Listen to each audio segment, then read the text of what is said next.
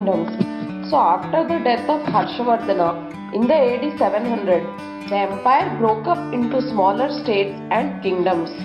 And then many warriors and chieftains came to power under the kings, and they were called as Samantas or subordinates. These subordinates became powerful than the rulers, and they became independent rulers. And then they occupied parts of northern and western India. So these Rajputs, they occupied northern and western Indian states. Most important Rajput kingdoms were Gurjara Pratiharas of Mandor, Chauhanas of Ajmer, Paramaras of Malwa, and Chandelas of Bundelkhand. And on the east side were Palas, who held sway in the Bengal region. In the Deccan region, Rashtrakutas and Chalukyas were established, and in the South India, Pandyas, Cholas and the Cheras ruled. Then came Rajputs. Rajputs period lasted from 8th to 12th century.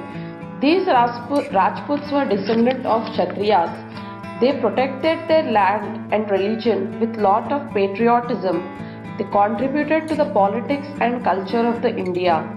And then this period of Indian history was called to be Rajput period. This is a famous Rajput ruler.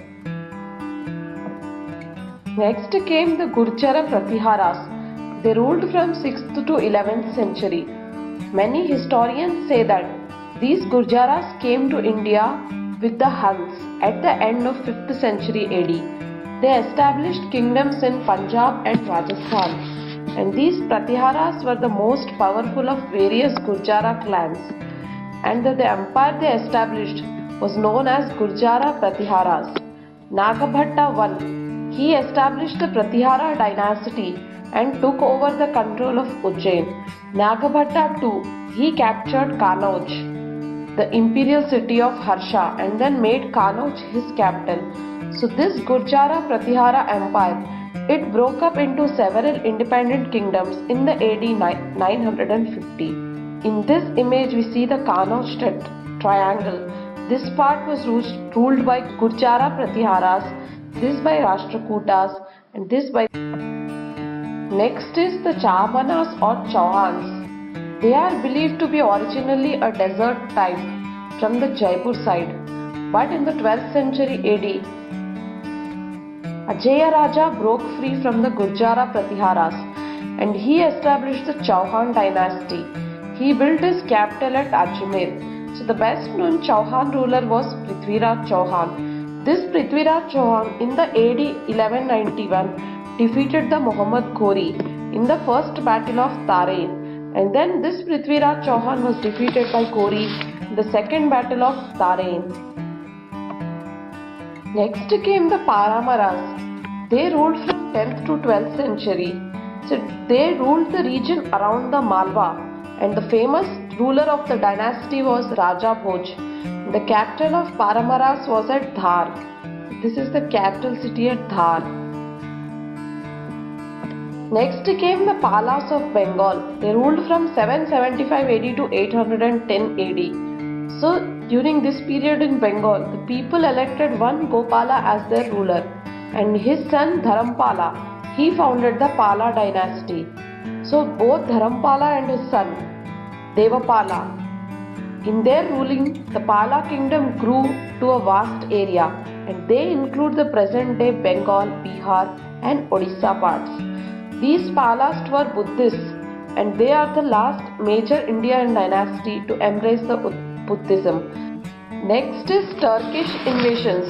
So Muhammad of Ghazni in the AD 1010 to 1026, an ambitious Turkish chief known as Sabuddin, the Amir of Ghazni, he began raiding India, and one of his sons, Mahmud of Ghazni, he attacked India many times between the AD 1010 to 1026, and he took with him vast riches of Indian land.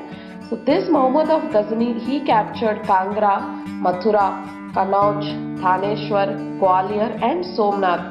After 1.5 century, Muhammad Ghori established Muslim rule in India.